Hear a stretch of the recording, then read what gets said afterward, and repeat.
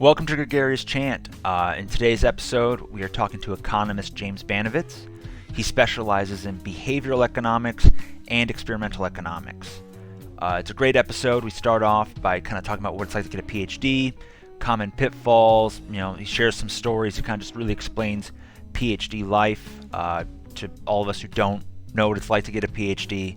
After that, we kind of go into his dissertation and we discuss what is behavioral economics, what is experimental economics. We talk specifically what he worked on and how he knows things and kind of his personal opinions on things. And then afterwards, we kind of wrap up with some good talk on statistics, another focus of his PhD, specifically looking at kind of making sure you're doing proper statistical analysis. And we discuss, like Agent Orange, ACL tears, the pay gap, and concussions. So kind of an interesting grab bag of topics today. PhD life, behavioral economics, and then good kind of stat analysis to finish. As always, please like and subscribe. And also, do me a favor and leave a comment if this is too in the weeds. I've gotten some feedback saying that perhaps we get a little bit too in the weeds on this show, and that I maybe should kind of build up slower. So let me know if we're going too fast or we're going too slow. What are your thoughts on things? Just trying to get a feel for how to best do these shows. So anyways, I will stop talking and I will get to the conversation. All right? Here is Dr. James Banovetz.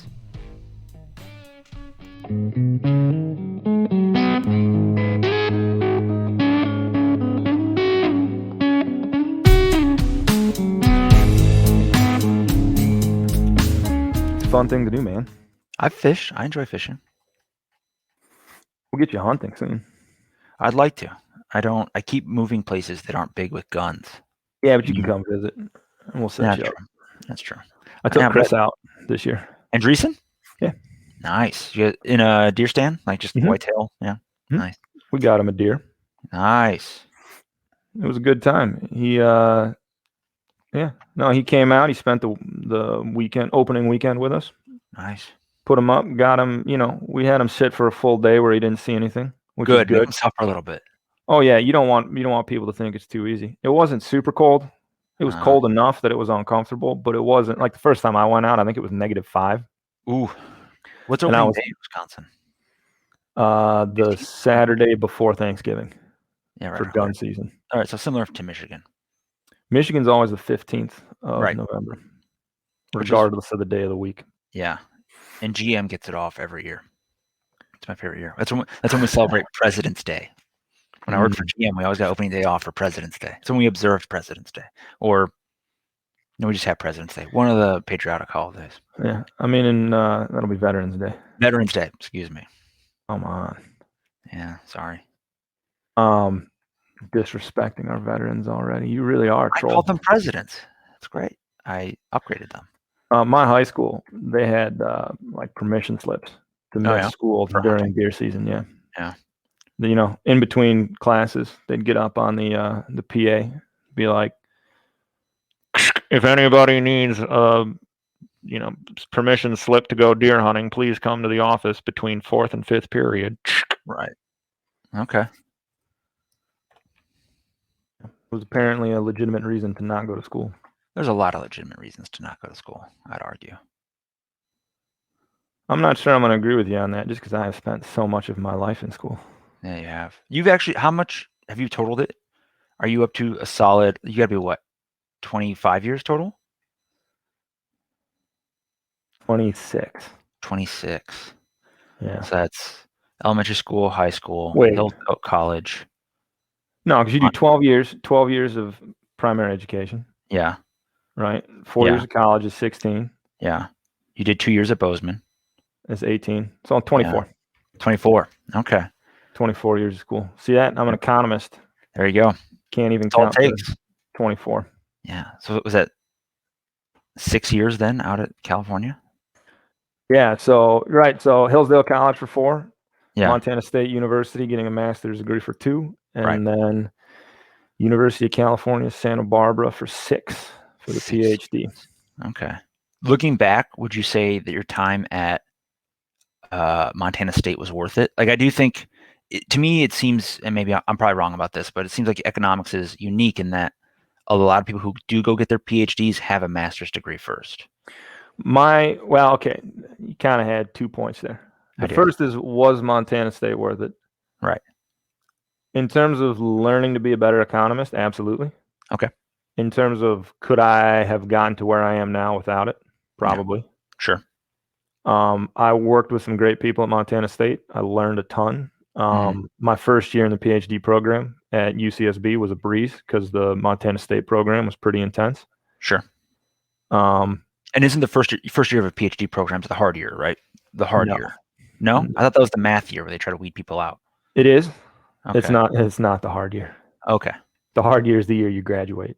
Okay. No, the first year is difficult in its own way. Okay.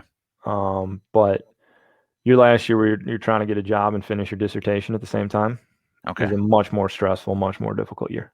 Gotcha. But you're also better prepared for it. Sure. Typically. Mhm. But with the master's degrees, I think in my incoming class at UCSB, we were 16. And I want to say there were 3 guys who had come straight from college. Okay. And 13 who either had master's degrees or a few years of work experience. Sure.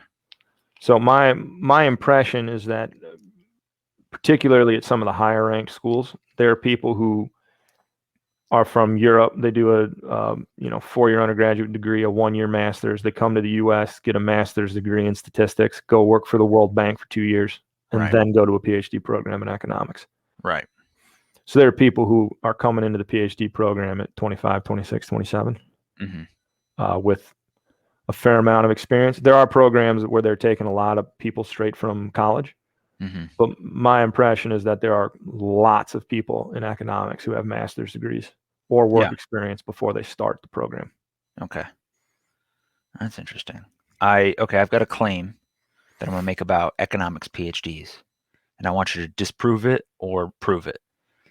And it's an unflattering one. I'm sorry, but economics PhDs are, how do I want to put this? The vast majority of economics PhDs are just engineers who want to get into finance. They're good at calculus. They're great at solving optimization problems, but at the end of the day, they struggle with the theory, or maybe don't even care about the theory, and it's just a lot of physics people. Because in my master's program, we had a lot of people from like China and Thailand who were like electrical engineers who wanted to get a PhD in economics, but because they didn't know anything in economics, they first got a master's program just to say that they knew economics. So there's a few. My master's program was also a joke at Central Michigan University, so it's not ideal, but it is my experience. So in your defense, there are a fair number of people who come from engineering backgrounds or physics backgrounds who end up in economics and finance. Yeah. Like the entire field, as far as I can tell, of mathematical finance are like exported models from physics. Right. So if there are things like Brownian motion, which is modeling like a white noise wave. Right. They port that over to model stock prices. Or jump diffusion is another one where you have, like you imagine a price ticker making a lot of small movements up and down, and then all of a sudden it makes a big drop. You can model that process using jump diffusion. So if you have a good background in physics, you could definitely work with those models in finance. There are a fair number of economists, which is separate from finance.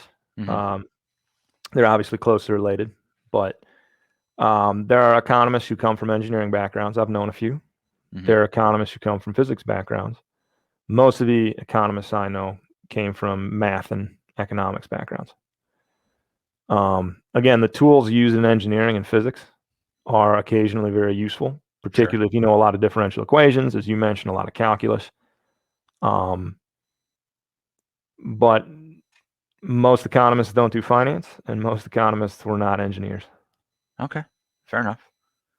It's interesting. So I, for example, don't do finance, right, and I was not an engineer. Fair. It's fair. Yeah, you're an economics major. Yeah. That I know. So is it true that my impression is that most comedians are just, low functioning alcoholics? They are. Oh, I can't tell you, as someone who spent time in the comedic circles of Detroit, Austin, New York, I can assure you there are plenty of DUIs among them. And a lot of, hey, I'll let you get some stage time if you drive me to this gig. So, yeah, there's a lot of that. It's problematic. That's why I don't listen to stand-up comedians. They get way too much credit. You're telling me not to take life advice from like Louis an Andrew CK. Schultz? Yeah, don't take life advice from Louis CK. People will tell you that he's got some great insights. Don't waste your time on these people. Yeah, a lot of them are psychopaths to just go down that road. Fair enough. Yeah. So you enjoyed getting your PhD then? Like it was good, rough, bad? Like you said, like it was easier because you got your master's degree, but yes and no. There are good parts and bad parts, just like everything else. The good, I was surrounded by good people.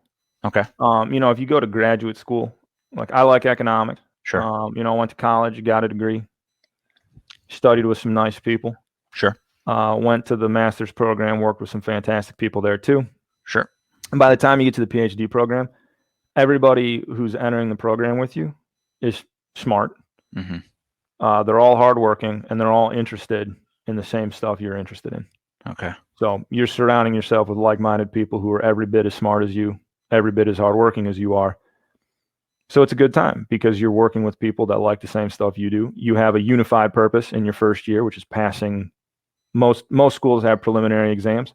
Right. So you do a full year of micro theory, macro theory, and econometrics, and you have to pass an exam in each. They're rough exams. So you're all studying the same material. You're all trying to pass. And that sort of forges bonds between people, I think. After the first year in my program, I was good friends with everyone in my cohort. Mm-hmm. So that's good because you're working on stuff you're interested in with like-minded people. That's the best part about it, I think. Right. There are definitely downsides to it. You run into administrative hurdles at the university. Yeah. What's 6 years of academia like? I mean, more than 6 years because you did your master's too, but it's 6 years of graduate academia at the same school. Your first year, it's hard to kind of like get through it, right? Like if it were like a master's program, you could be like, well, I only got to do this 2 years, I can get through it. PhD program, it's like, this is 6 years. That's not just a bite the bullet, or like if it is a bite the bullet, it's a long bullet to bite. That's true. So the downsides is of getting a PhD. It's a long time. Right. And you're not making money. Right. You're working hard. But the worst part is the uncertainty. Mm-hmm. So if people talk about like residency programs, if you're a physician, it stinks. You work a ton of hours. You don't make very much money. So in that respect, it's similar to being a PhD student. The flip side is the expiration date if you're a medical resident. Right. Like if you're a resident in orthopedic surgery, when your 5 years are up, you're done. Mm-hmm. If you're getting a PhD, there is no sell-by date. You're done when you're done. Right. Like when your faculty sign your stuff, you're done. And they can dangle it in front of you. So they know that if they don't sign your dissertation, they're standing between you and potentially millions of dollars of lifetime earnings. Mm-hmm. And they know it. So there are some faculty members out there who will sit on you for a while, make sure they get value from you before they're willing to let you go. What's that value look like? It's not just grading tests. Like what's the real value they're getting? So in economics does a pretty good job getting people out, I think, relative to some other fields. Some of the hard sciences in particular, I'm speaking out of school here a little bit, but speak. If you're doing chemistry, if you're training up graduate students to produce data for you for your publications, that's going to be a very technical skill that people need to learn.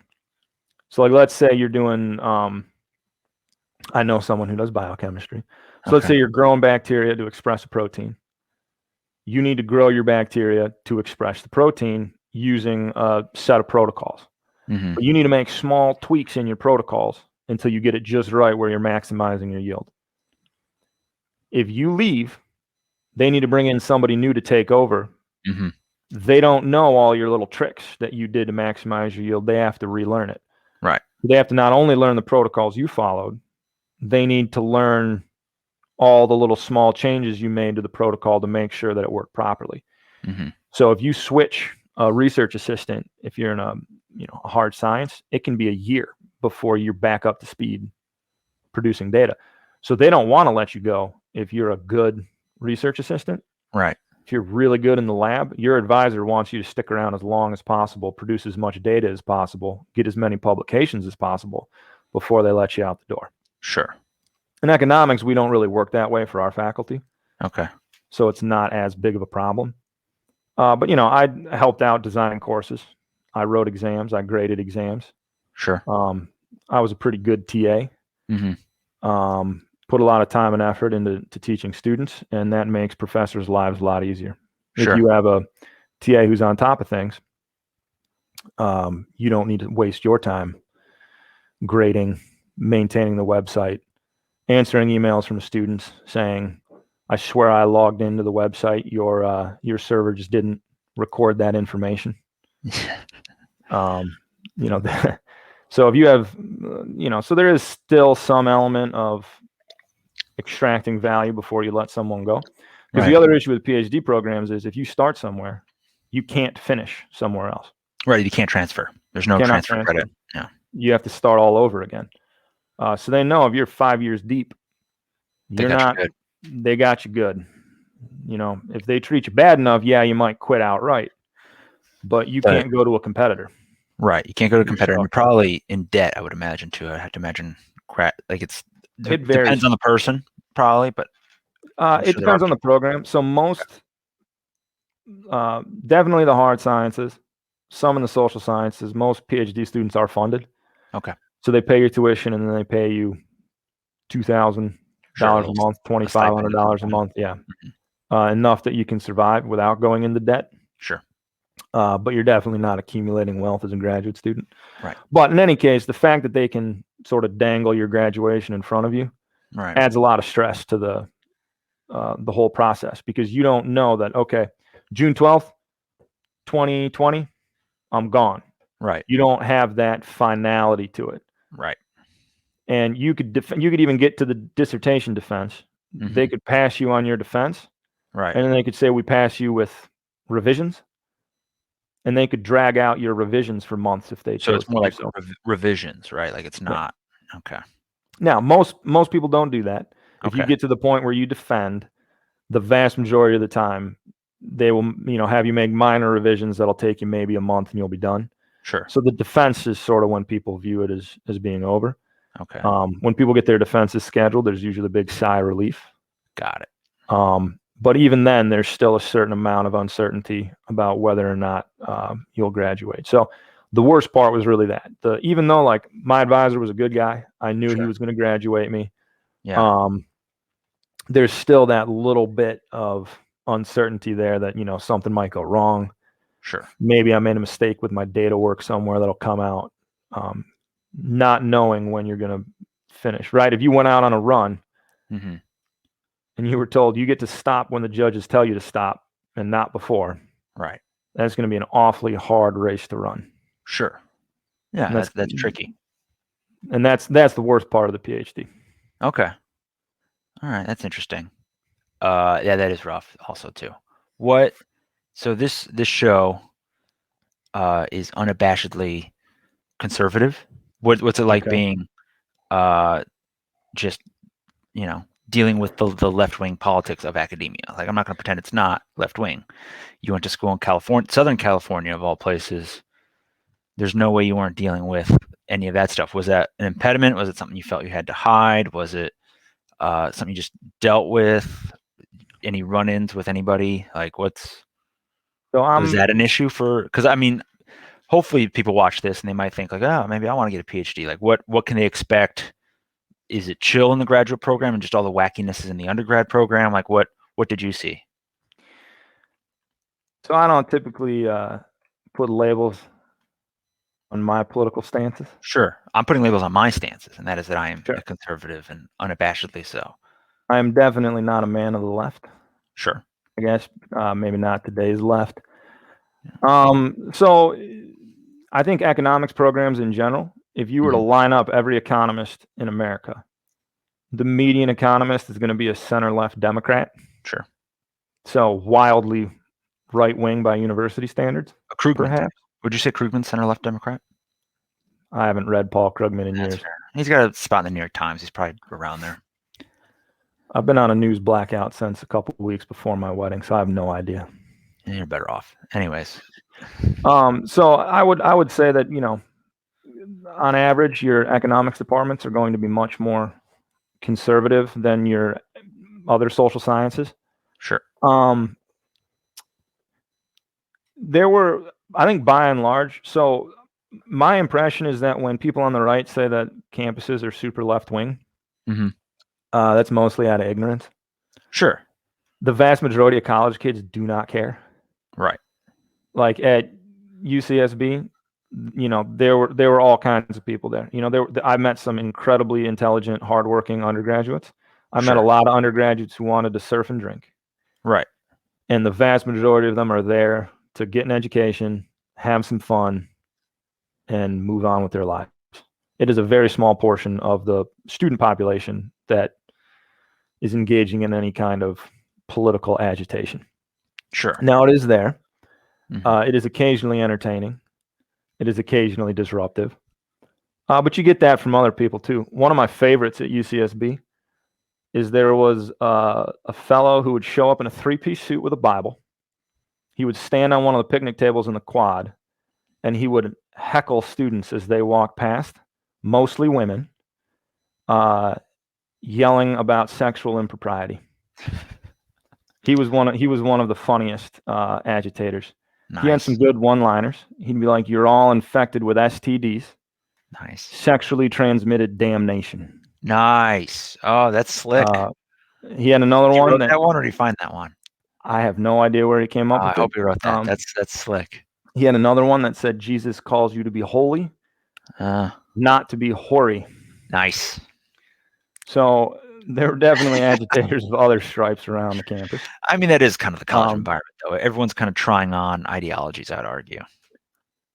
I think that's right. This guy was a local, I think. I don't think he was a student. He's just a guy that went to the campus. Yeah, well, they had the free speech zone was one of the big quads at UCSB. So you could go there during the day and say whatever you wanted, and they would leave you alone. But no, I think the faculty and Ph.D. economists in general are going to be more to the right relative to other faculty members, but probably slightly to the left compared to the general population. Right. By and large, though, when you're talking about like doing your research, working with faculty, trying to get your Ph.D., economists do a pretty good job keeping politics out of it. Sure. So you might choose your topic based on your politics. So I think somebody did a study once and showed that like people who study monetary theory tend to be more conservative. So you got into economics because you read Milton Friedman. I was supposed to say that's Friedman all day. Yeah. Whereas like applied labor people doing policy analysis kind of questions. So I want to know the impact of maternity leave policies on women's participation in the workforce. Those people tend to be more left-wing. So maybe in terms of the questions people select, politics, plays a bigger role. But when I talk to people about, my econometric issues, right, nobody's ranting about how it's Obama's fault. Right. No one tells me like George Bush was a racist. Sure. And that's why you need to use the median estimator instead of the conditional mean. Right. When you're talking in those terms, nobody really brings politics into it. So in terms of my day-to-day work, there really wasn't any politics that came into it. Now, we had a lot of political discussions outside of like official work. My office mates were from all over the world. So, you ask, how are things going in South America? How are things going in the Middle East? What do you think about X, Y, and Z? So there was some of that, but by and large, people in economics programs are pretty intellectually curious. Sure. So you can ask them, what do you think about abortion? And they'll give you a straight answer without getting into sort of the tribal screaming matches that are pretty common with those topics. It seems to me that a lot of economics PhDs, often the few I've interacted with, apart from like other people, view themselves above the fray. That is very much the culture of economics. The culture is to say what is, but not to say what ought to be. Right. So you evaluate a policy, you lay out the costs and benefits, and then you wash your hands and let somebody else make a decision. Right. There are reasons to be that way. There is potentially a little bit of cowardice in that attitude. Sure. But I think that is by and large the culture of economics. Isn't that kind of the scientific nature of it, though? Like, if you're a chemist, you don't necessarily have maybe you do, but you don't let it get into your research, your opinions on like the goodness of plastics. You just work on plastics, right? Like, it's not, you try not to bring your oughts into it. Like, could you argue that's basically an attempt to, it's a social science, right? It is a social science. I mean, there are people who get real testy if you toss around the word science in respects to economics. I know. But we write down theories. We take the theories to the data and test them. So in the Karl Popper sense, we're pretty scientific. But yeah, I think that's right. There are, I would say that there are some social sciences that tend to lean more towards advocacy. Sure. And I think one of the things that sets economics apart is that by and large, most economists try not to get into advocacy, at least when it comes to the research. Now, there are many economists who are on the Presidential Council of Advisors. Sure. Who are involved in presidential campaigns. So obviously there are economists who are Krugman sold out hard, like Nobel laureate, and then now has a weekly column in the New York Times. He monetized that sucker well. Like good for him, I guess. But yeah, you can monetize your Nobel Prize in other ways, I suppose. But a New York Times spot, probably got a few book deals, gets all the like glory. It's not a bad way to monetize it. He has more money than I do, so I'm not going to sit here and criticize. Fair enough. So your PhD was in behavioral economics? My PhD was in economics, sir. Sorry, what's your special? You had a specialty in behavioral? What's the proper terminology? Your major was behavioral? Officially, my focuses in the program were in econometrics and behavioral and experimental economics. Okay. That said, I'm not an econometrician. Right. I just took a lot of econometrics and statistics classes. I don't want to talk about econometrics anyway. It's boring. Econometrics is pretty cool stuff, but I'll respect it. It's your show. We could talk about it. What's the cool part about it? I remember I enjoy stats, but my econometrics class, the one I took, was just doing a bunch of calculus and never actually working with data, and it was frustrating. So I think one of the things that sets economics apart from other fields is the focus on causality. So we're really interested in estimating causal effects in ways that other fields potentially aren't. So there are, and there are pluses and minuses to it. There is social science out there that looks at a whole wide array of factors and then asks what patterns do we see, what correlations are there. Right. But they don't try to make claims about causality or causation. Right. In economics, we do try to tease out cause and effect. You change a policy in one state, how does that affect GDP? Sure. And we really want to know, what is the causal effect? What is the treatment effect of this policy? And econometrics is how you get at that. But so my main focus was experimental economics, which is distinct from behavioral, but they have a lot of overlap. So here's behavioral economics. My knowledge of it is the book Misbehaving by Thaler, right? Isn't Tversky one of them too? Tversky is an experiment, or is a behavioral. There's Tversky, Thaler, and there's a third one that I always Kahneman. That's the other one. Daniel Kahneman's a psychologist. He's a psychologist, but I think he has a Nobel Prize in economics. He won the Nobel Prize in 2002 with Vernon Smith, who is an experimentalist.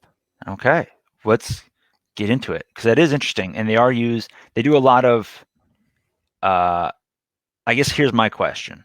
How is behavioral economics different from psychology? Because I do know it involves kind of more like there's like tests you give to individuals, and it's not looking at aggregate numbers.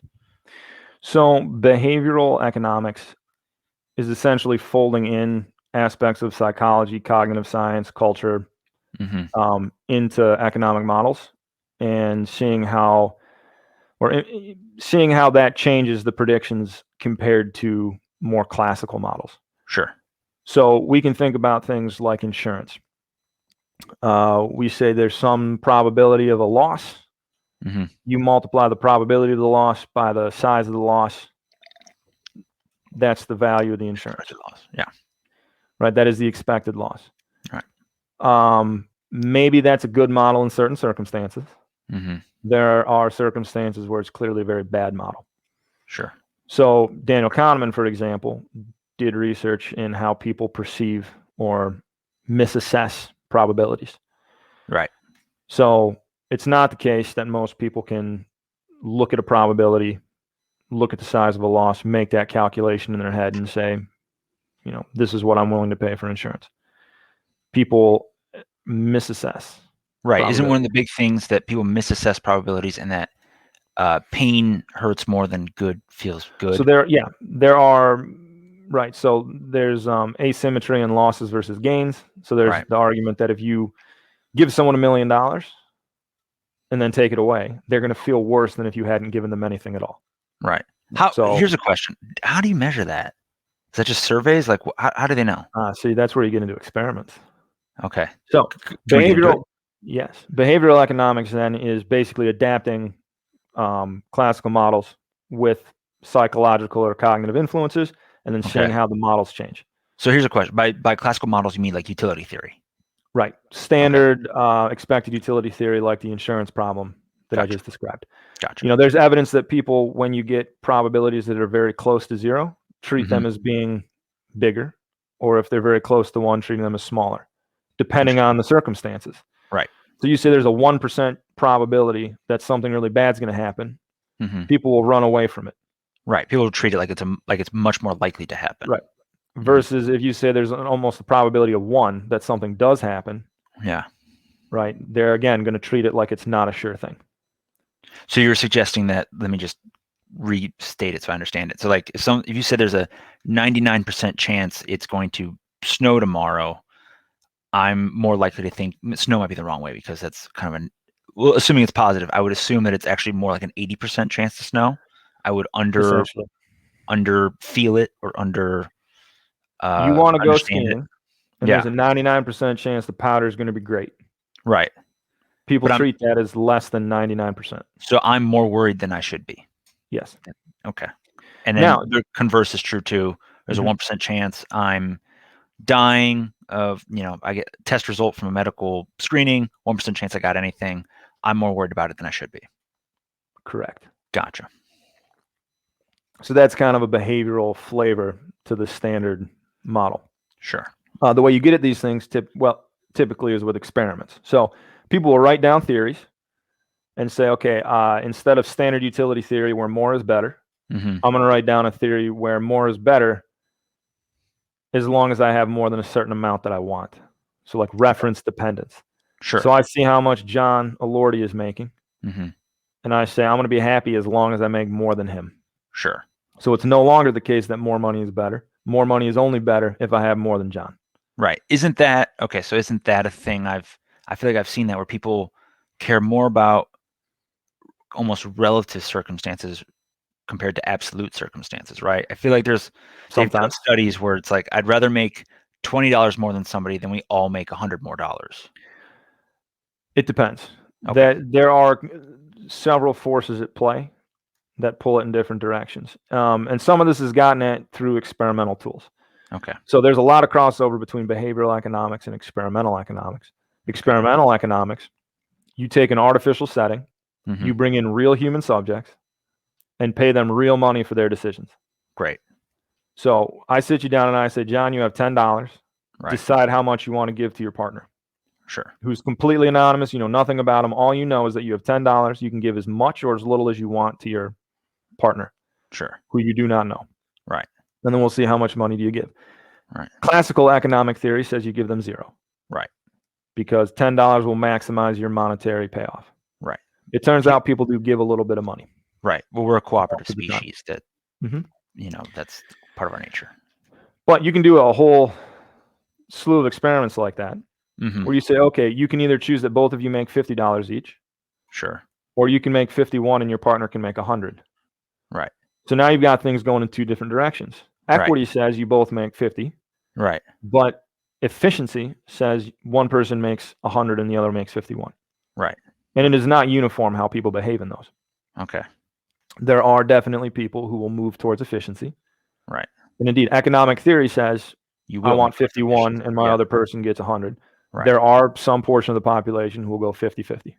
Right. This is where I have my issue with behavioral economists, is because they will, and it's a stupid issue I have with them, but it annoys me, is that there's this willingness to call people irrational for that. Right. There's the Right, word so I've heard that a rationality is. lot. What was that? I've heard that a lot. You hear the word irrational thrown around quite a Mhm. bit. So that comes a lot from the undergraduates. Interesting. So Okay. I ran experiments in the lab at UCSB, Yeah. and I would have students come up afterwards saying, "Oh, it's great that you're doing behavioral economics because we know that people aren't rational." Right, which is stupid. People have reasons for what they do. You may not That's- like. To me, it's you're saying I don't like your reasons. That's not to say that it's an invalid reason. So I would say that the irrationality thing has less to do with behavioral economists and more Okay. to do with people who think they know something about behavioral economics. Nice. Okay, that's fair. So experimental economics is like the sort of set of procedures and ideas behind running experiments to tease out like how people think through problems, Sure. economics problems. So again, lots of crossover with behavioral in that there are many experiments that will say run an experiment with a certain set of parameters. Mm-hmm. And then we say, see, look, the classical theory does really well in these circumstances. Right. And then you run it under a different set of parameters where you say, look, the theory doesn't work well in this other circumstance. Right. And it's probably due to this psychological factor. So Sure. my advisor has a paper where he tests the market survival hypothesis. Okay. Can you break down Where- the hypothesis? What so is the market survival hypothesis? The market survival hypothesis basically states that firms that aren't seeking to maximize profits go out of business. Sure. Therefore, it is rational for us to assume that businesses are trying to maximize profits. Right. Turns out that may or may not actually be true. So if you had a big load of cash Mm-hmm. and you sat on it and never did anything with it, you would never go bankrupt. Your company would survive, but you Yep. would never actually make any money. You're not trying to maximize your profits. You're just trying to survive. Right. So in this paper, we run. My advisor ran people through an experiment where they need to make a very simple choice that leads to them making money, but with some probability their business fails. Okay. When the profit maximizing choice is also the survival maximizing choice, people do very good. They make lots of money, their businesses survive, they look very much like a rational agent Okay. in the classical economics sense. Sure. So they make decisions that on average are making them a great deal of money. Sure. When you have the forces swapped and the profit maximizing decision will make you money in the short term, but in the long run you go out of business. Sure. And again, in these circumstances, abstracted from reality. So there is no bankruptcy. It's not stated in terms of bankruptcy. All that is said is you pick some threshold, and as long as your money is above that threshold, you're in business making money. Mm-hmm. But if your ticker ever goes to zero, you're out of business. You don't lose Right. any money. It's just the game's over. You get to keep whatever you've earned up to that point, Mm-hmm. but you don't get to play anymore after that. People do very poorly when the profit maximizing choice leads to their bankruptcy relatively frequently. So now there are people who will do the profit maximizing thing Mm-hmm. and just accept the fact that they go out of business a fair amount. Can you But give an most people example of will- what that would look like? Of like what profit maximizing and how that would lead you to go out of business? Like, can you give like a real world example? Like, is it like So high risk activity that's Right. How often do entrepreneurs, like professional entrepreneurs, you think of someone like a Tim Pool, right? like how often do their business ventures actually take off? Rarely. Rarely. It's like, I think I heard somewhere once it's like 1 in every 15 businesses they start actually make the money. Right, like startups in general, most fail, or like if you're lucky they get bought out, but few become actual like Facebooks, Googles, all those. Right. Okay. So that I would say that's the example. You start a business, there's a decent chance you go out of business, but you need to keep starting them, and eventually you will make money on one. Okay. Whereas if you started a business, so you need to start business, you need to take risks, you need to expose yourself to the risk of bankruptcy. Mm-hmm. If you started a business and just hoarded all of your cash, again, Right. you would never go out of business, but you Right. would never actually make money. Sure.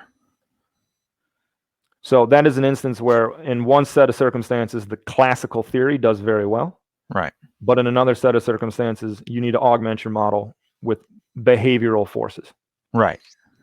Well, it does seem like just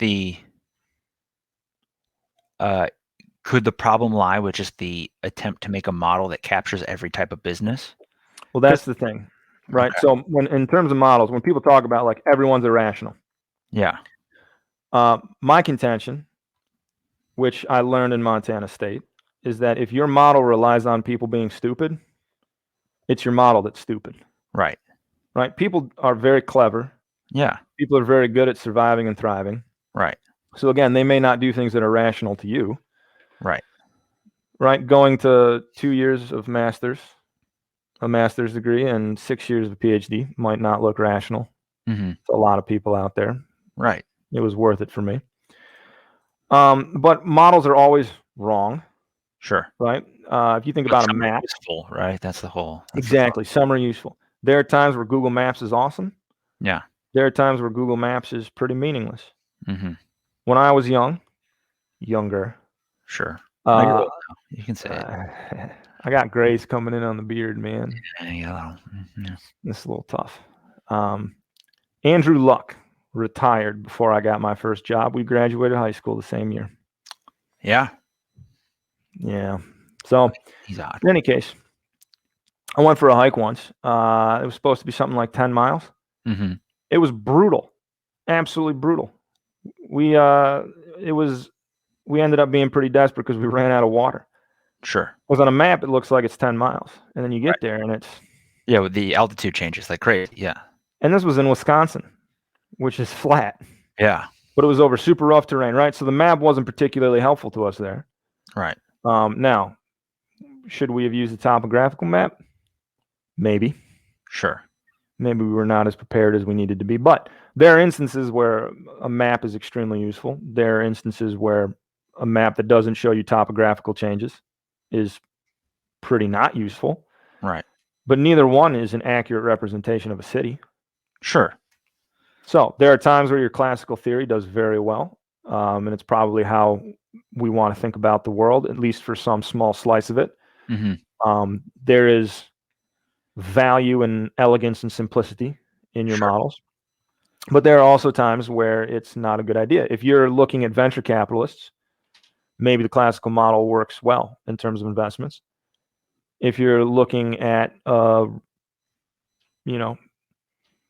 college kid who just finished and has no idea about how to invest, your standard classical theory may not be the most useful in terms of predicting their investments. Right. So it's all about context. It's contextual. Sure. Yeah. And there are times where you look at people thinking that they do very strange things, and then when you actually dig down into the model, dig down into the institutions, economics does a good job explaining of why people are doing what they're doing, even if it looks strange from the get-go. Right. Okay. What was your dissertation on? So my dissertation had two big portions. One was a continuation of things that I worked on at Montana State. Okay. Which was looking at why liquor licenses are priced the way they are in the state of Montana. Interesting. Why are they priced the way they are in the state of Montana? Because of economics. Oh, okay, great. Glad we solved that issue. I guess we'll stop right here. Are we done? Cool. Yeah. Great. So there's a complex quota system in the state of Montana for the allocation of liquor licenses. Sure. There are places where a liquor license will sell for about $400. So I open a bar, I apply for a liquor license, I'm granted a liquor license. When I sell my bar, I can sell my liquor license too. Great. I feel like that's pretty standard, right? It varies a lot state by state. Okay. So there are a few states. California is another one. I think Nevada does as well. Then there are states. I think North Dakota. It's up to the county. They do whatever they want. Okay. So it varies a lot depending on where you are because it's run by the states. So there are places where they sell for $400, and then there are towns where in the mid 2000s in Montana, liquor licenses were selling for over $1 million. Yeah. So the question is, why do we see this huge disparity in prices in a state with basically no people? Yeah. And sometimes the licenses that are being sold aren't that far apart. So then you get into the actual quota system, and it's a portion based on permanent population. So you have factors like universities, lots of kids who want to drink. So licenses are going to be more valuable in places with universities. You look at tourism. There are towns in Montana that draw in lots of tourists, right? Bozeman, Montana is a launch point for Yellowstone. A lot of people coming through, staying at hotels. Right. They want to go out to eat, have a beer. A lot of skiing out there too, right? Lots of skiing. Yeah. Whereas if you're in a small town in Montana that is, basically provides housing for coal miners, maybe you you probably have get steady business. I'd say steady business, but not a ton of business. And then if you were a small town out in the middle of nowhere that's supporting ranchers who only come to town once a week, right, licenses are virtually worthless. Sure. So, and that is basically the thrust of applied microeconomics. You find some interesting fact about the world or something unusual in the world. You put a magnifying glass over it. You write down a model of what's going on. The model produces predictions of what you expect to see, and you take those predictions to the data and try to come up with point estimates of how valuable things are, or point estimates of how different factors influence the outcome you care about. So in our case, liquor licenses. So that was one half of my dissertation, 1/3 of my dissertation. The other two parts of my dissertation were experimental. And that part you did before, what you'd say would be applied micro? Applied microeconomics. Okay. So it has a lot, when people study regulations and their effect on the economy, that's frequently, that typically falls under applied microeconomics. Policy analysis. So again, there's a famous paper looking at the effect of minimum wages, Pennsylvania, New Jersey border. That's applied microeconomics. A lot of trying to figure out groups of people who are very similar in terms of their measurable characteristics, and then looking at a policy change that only applies to one of the two groups, and then measuring the difference. Well, that's just an attempt to find like an experiment in the real world, I guess. Like natural experiment is what we natural experiment. Sure. Okay. And so borders do a good job of that, right? Like that's why New Jersey and Pennsylvania was sometimes a decent attempt, because theoretically people in Pennsylvania and people in New Jersey, especially on that border, aren't too different, I would imagine. Although a big issue is that people can't be flown across the borders to take advantage of a policy change. Right. So that's an issue. So if you have like very favorable property rules on one side of a border, people will flow to that side. You can't then compare the two sides of the border and claim that the groups are actually the same if they're taking advantage of change in policy. So that's true. Wisconsin under Tommy Thompson in the 90s reformed welfare policy. You had people moving between Chicago and Milwaukee to take advantage of the change in policy, or in some cases, moving back to Chicago after he cut welfare benefits. At least that's how the story goes. Right. And therefore, you can't really compare the Wisconsin population to the Chicago the Illinois population, at least in terms of looking at like welfare recipients. Right. Because and maybe more broadly, depending on the question. Well, if you were trying to measure the effect of the change in welfare policy, if people are moving between or across state lines to take advantage of the change in the welfare policy, that will taint the effect you're trying to measure. Correct. Okay. So, cool. That makes sense. So it's trickier than just comparing people on two sides of a line, but that is frequently the approach that is sort of the basis of a lot of applied microeconomics. Sure. Okay, so experimental, I was looking at what are known as bandit models for my other two papers. It is bandit model. All right. What bandit? Does it live up to the name? Probably not. Oh, dang it. Sadly. All right. Are Well, you familiar with the one-arm bandit? I'm not familiar with the one-arm bandit. I'd love to learn more about That's this good. fella. Your lady friend probably wouldn't appreciate it if you were well acquainted. Okay. The one-arm bandit is a slot machine. Oh, okay. It's not the guy from The Fugitive who kills Harrison Ford's wife. No. Yeah, there's a reference for people. It's topical. There's Anyways, also a famous rodeo star who only had one arm, who was known as the really one-arm bandit. Yeah. so he couldn't do the arm up on the Mhm. horse. He had his sleeve pinned to his No chest. kidding. Oh, that's hilarious. Okay, so the slot machine is the one-arm bandit. You did The one-arm bandit. so on gambling. Yep. So that's where the name bandit model comes from. Okay. And the basic idea behind it is if you had two slot machines, and you didn't know which one had the higher probability of winning. Sure. So let's just say if the slot machine wins, you get if you pull the arm and you win, you earn $100. Sure. If you pull the arm and lose, you earn 0. Okay. So we'll just say for this instance, the slot machine is free. All right. No cost. Cool. Okay, no cost. If you really want to, you could make it worth each time you pull the arm and you don't win, you spend $1. Sure. If you pull the arm and win, you make $100. Sure. Okay, the two machines have different probabilities of winning. What is the optimal way to pull arms on each machine to maximize your payoffs? Right. So if you apply some structure to the probabilities, so like let's say I know that one machine has a 10% chance of winning, the other machine has a 90% chance of winning. What is the optimal way for me to pull arms to figure out which machine is which? So are you doing an experiment on people doing experiments? Yes. Okay, because that would be, I put myself in their shoes. I'd be like, well, just pull each one 10 times, see which one pays out more. Not the optimal policy, but you got the right idea. Right, and then you're iterating on it a bunch of times until you find the correct one. And I'm sure it matters on the probability, because tens, unless the probabilities are vastly different, tends too low. Too many? Too many. Really? Oh yeah. Well, I mean, 90% chance of winning and a 10% chance of winning, you can figure that out in 2 or 3 pulls. Well, okay. Well, I guess it depends on the probabilities of the machine. Actually, if one's a 70% chance, one's an 80% chance, though. Oh, it's going to take forever. Yes. Okay. Yeah. In that case, it would take forever. So, the bandit is the canonical model of exploration versus exploitation.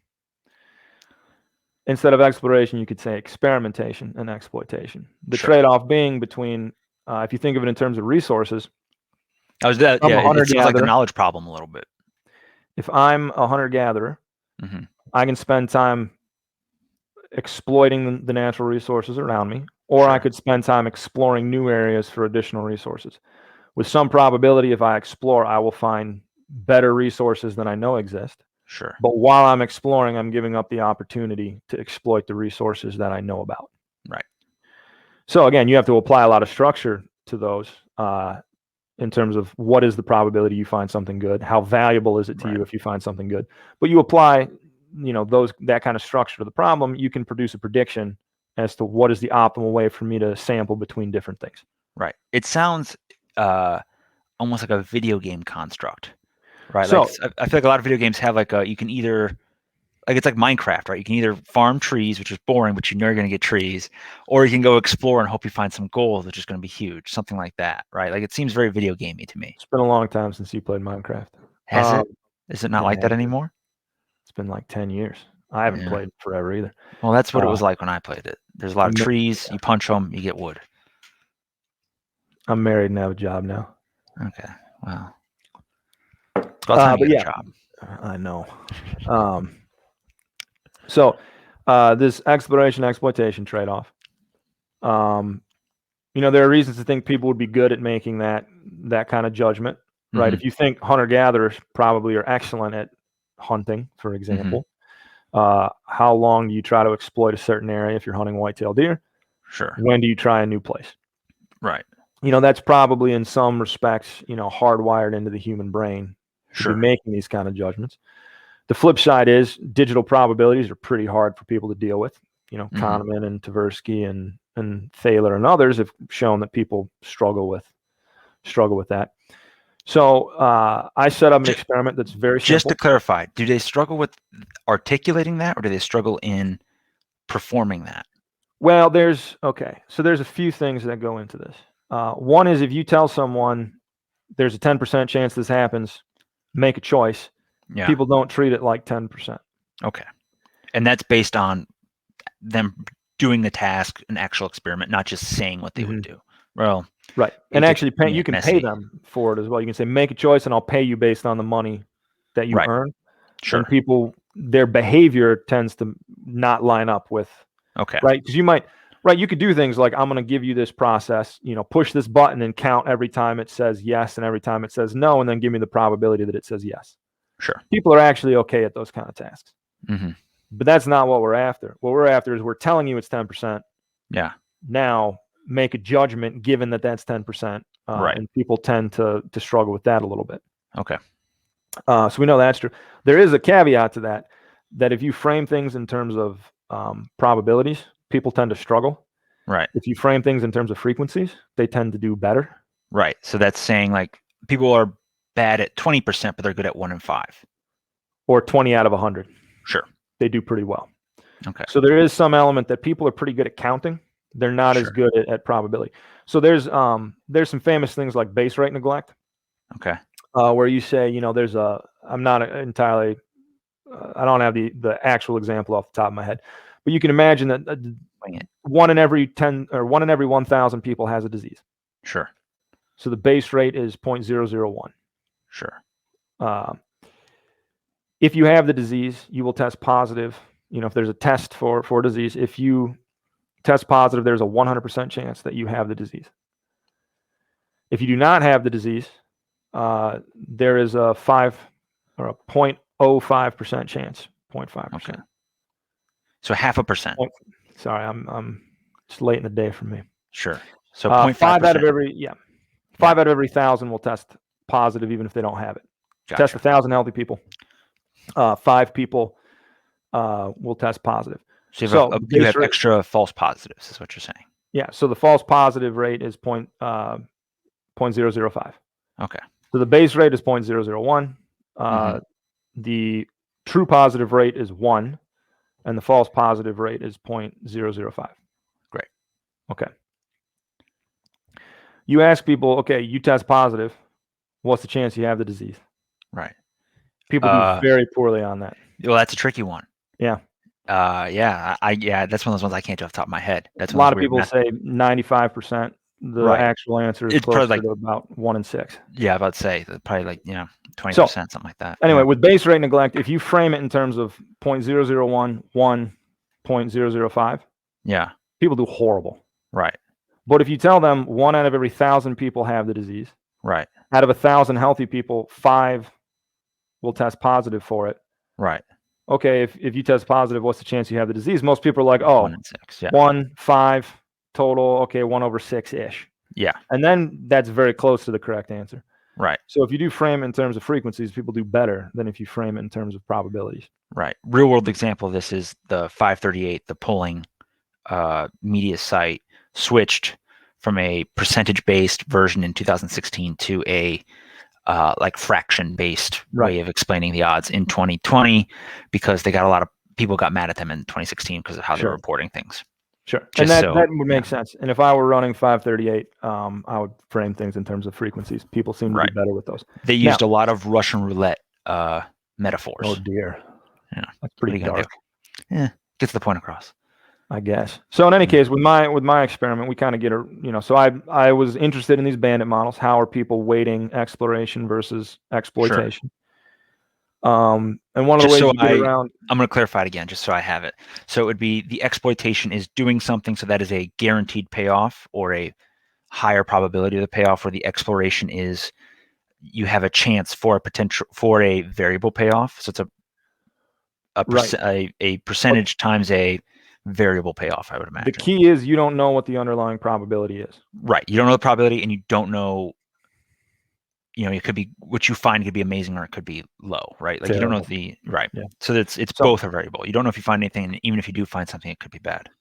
Right. So in the experiment that I set up and ran subjects through for my dissertation, there's a safe option and a risky option. Sure.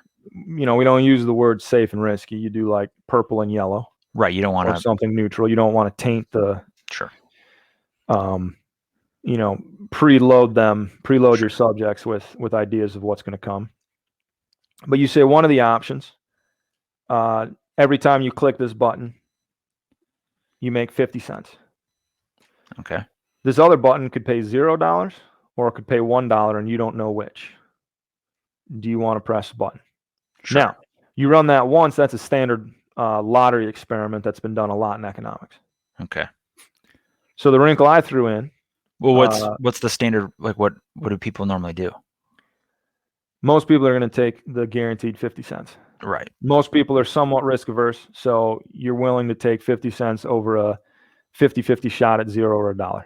Isn't that also the expected payout's also 50 cents too? So isn't it is. also the rational outcome? The rational person, Yes. Rational. who's risk neutral, Right. would be indifferent between the two. Correct. Okay. I just want to make sure I understood that. A thrill seeker would take the lottery, and most people would take the guaranteed payout. Okay. And you can do things like move that 50 cents around. So I was about to say, would you rather have 90 cents or the 50-50 gamble? Right. Everybody, basically is taking the 90. Right. Or you can go more extreme, 99 cents or a 50-50 shot at $0 or $1. Almost Right. everybody's taking the 99 cents. Right. You got a meme lord who I was about to say, doing it for the lulz will, take Sure. the 50-50 lottery. Right. And you always get a few of those people who like get into your experiment and are like, what can I do to? Right. Because they know this they're up? in an experiment. So Right. the stakes aren't right. Right. The key is you got to pay them enough money to overcome those kind of things. So if you got the potential to walk out with $20, most college kids aren't going to dink around. You do make it worth their while, so they can't just go around with it. Yeah. But they're definitely people, I don't know, maybe they're got a trust fund and they don't care. Right. But in any case, you can go the other extreme, 1 cent or a 50-50 lottery, $1, $0. Almost everybody's taking the lottery, right? Now, somewhere in between that 1 cent and 99 cents is where most people are going to make the switch. Sure. Okay. So you could run people through that and get a sense for their risk preference, right? I have you make a bunch of decisions between zero, you've got this guaranteed payout and you've got this lottery. Right. I can have you make that decision many, many times, vary the value of the safe option. And based on all your choices, I can come up with a relatively good idea of your risk tolerance for low stakes lotteries. Right. Okay. Then what I did for my dissertation is we say, okay, we're going to make a easy switch here. We're going to now make it 2 periods. So instead of playing this once, pressing the button, right, you're going to press it twice. Okay. So if you take the safe option that pays 50 cents, you don't learn anything about the other option, right? Do they not know the odds of the other option? They know the odds. They know the odds. They know it's either good or bad, and they know that it's a 50-50 chance between being good and bad, and they know what happens if it's good, and they know what happens if it's bad. Sure. So in my case, if it was bad, you always earn $0. If it's good, you always earn 1. Okay. So your options are now in the first period. You can take the safe option, earn 50 cents, right, and that moves you to the second stage of the game where you're again facing 50 cents and $0 or $1. Right. Okay. If, however, in the first round you took the risky option, right, the 50-50 lottery, let's say you earn 0 in the second round, you know that will pay you 0. Yeah. So you take the guaranteed 50 cents over the guaranteed 0. Okay. Right? Sure. Straightforward.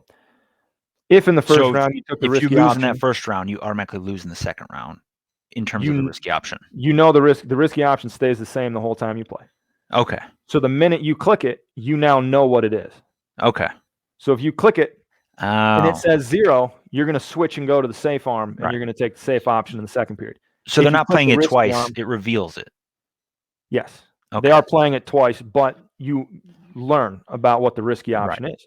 Right. So if in the first period you click it and you get $1, right, when you move to the second period, you know it's $1 yes, compared to 50 cents. Right. So now it's no longer even odds between the two, right? It's no longer 50 cents versus 0 or 1, right, expected value 50 cents. The value of that risky option is now much more than 50 cents. Significantly, yeah. Significantly more. Because you gain information from that. Yes. Right? It'd be dumb in your first choice not to choose that one. Right. Because if it's a loser, I'm doing the same thing other people are doing. But yeah.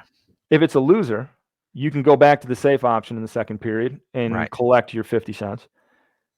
If it's good, you stay on it and you earn $2. Right. So now it's not really 0-1. It's now 50 cents or $2. Correct. Okay. Right. Right. If you're playing it rationally. Right. So that's, that was the set of experiments I run. So now it's not just a one-stage lottery. There's 2 stages to it, and you can learn about the risky arm as you play.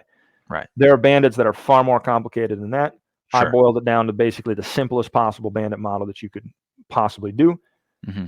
Programmed it up in a literal video game. Nice. Took it to the laboratory, and then had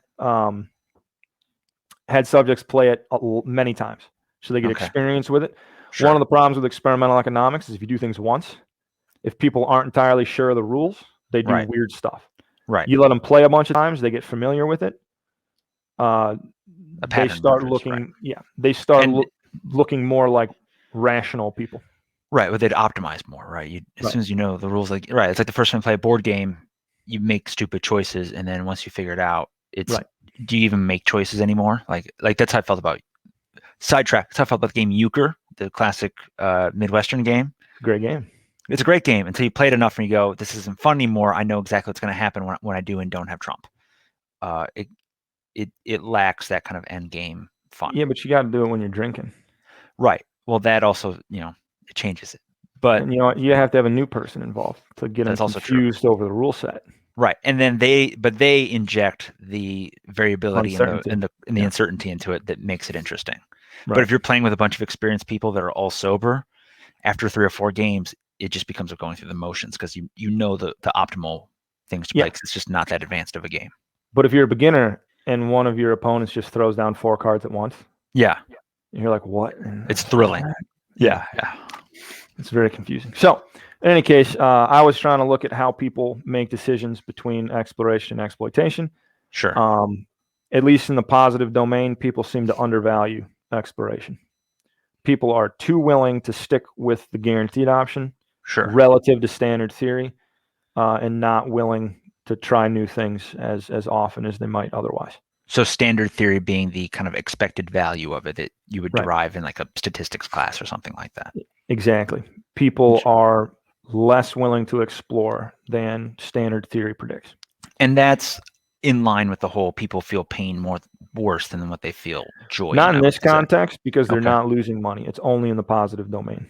Sure, but I would argue that isn't like uncertainty felt as pain in some ways. In marketing, it certainly is. If you make things confusing for people, that's a cost. It kind of it hurts. But the key here is I can back out people's risk aversion. So their uncertainty does cause pain, and I'm willing to pay a certain amount of money to avoid uncertainty. Right. We can control for that in the experiment. Okay. Because we run them through the basic lottery game many times as well. Okay. And in that instance, I can back out over small stakes lottery. What's their risk preference? Okay. And then controlling for risk preference, people underexplore. Interesting. All right. So I can say, look, I don't really like risk, so I'm willing to take $2 instead of a 50-50 lottery, or I'm willing to take $1.50 instead of a 50-50 lottery over $0 and $10 or whatever it may be. I can say, okay, you're a very risk-averse person. That has a prediction on what you're going to do in a simple bandit game. Okay, gotcha. And compared to that, people don't explore enough. Interesting. Yeah. Was that in line with your kind of intuition with it? I kind of came in agnostic. There is some research out there that showed that people would overexplore. Interesting. And some research that says that people underexplore, but in much more complicated contexts. Okay. So I really stripped away confounding forces. So, for example, if you run someone through a very, very long bandit model where like you get to make 100 choices, people will tend to go back to an arm they know is not very good. Like if you've got 2 slot machines, you're pulling the one making lots of money. Yeah. People have this tendency to be like, I'm going to go check the other machine again. Yeah, it still sucks. Yeah. So in that instance, people overexplore. They're too willing to go to something they know is not good to check it. Right. But they don't know though, right? Like, I mean, they do know, but at the they're like, well, maybe it changed, right? Like that's, I would Yeah, imagine the person rationalizes it in that way, whether or not what they actually know is exactly. And that's one of the things questionable. that's difficult for people to deal with are the concepts of like independence. Sure. Where if two things are truly unrelated, most people have difficulty wrapping their minds around that. Like if I get Yeah. a high payoff on one button, it tells me nothing about what I'm going to earn on the other. Right. People have a difficult time dealing with that. They think like, oh, the casino's gaming me. Right. But that's There's also instances they do it with rats. You put yeah. rats in a maze where every time they turn left, they get food, and Mhm. if they turn right, they don't. And rats will learn that they need to go left. Yeah. Even rats that are experienced will occasionally go right, Just in like case. just in case. There's something hardwired into people's minds that they need to check the thing because in nature, nothing is static, I was right? about to say, like that's in nature, sometimes you can hit a home run going right, Yeah. In the lab, sure, that's never going to happen, but So that's sometimes you turn right and there's a nice banana tree there. You can just get a whole bushel and then you're fed for the whole day and you're just done. And, maybe there's like a lagoon and everything. Like it's great. if you like bananas and lagoons. I do. Okay. Big fan of both. So that was the experimental side of what I was working with, bandit models, how people go through exploration. There's another paper I worked on with my advisor with bandits. So how is your dissertation just 3 separate papers that have nothing to do with each other?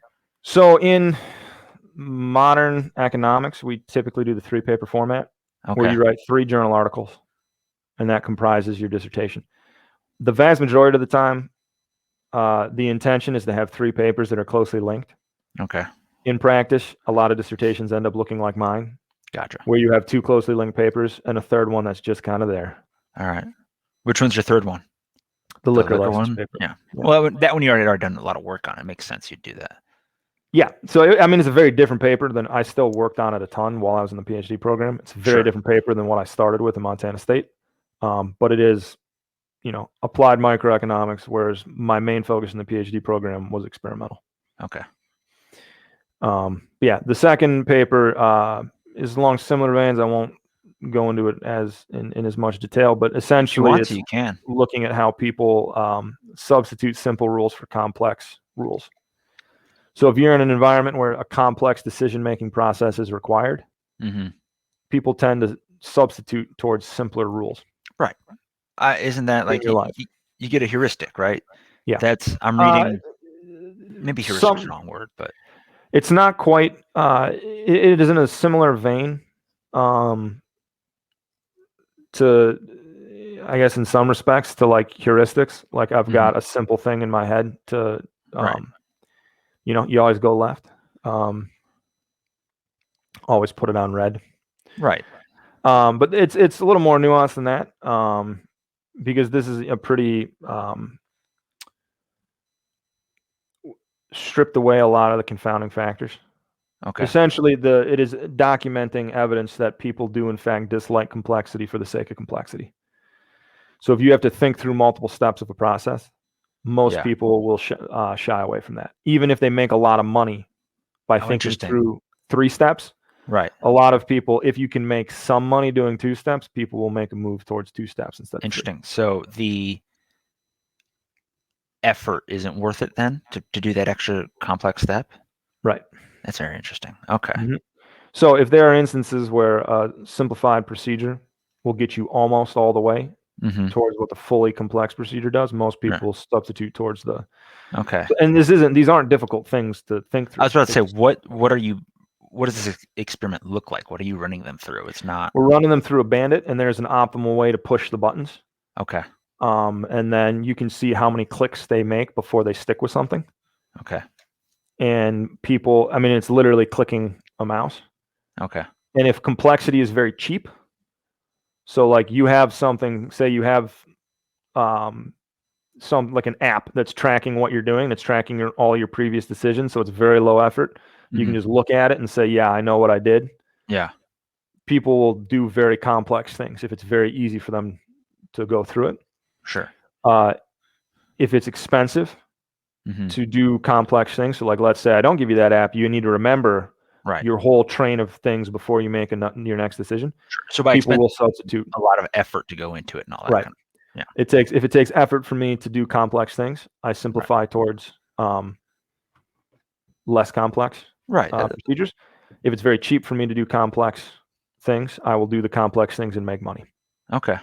So again, there's some formalization behind it, but that shouldn't come as no surprise to an economist. You make things costly.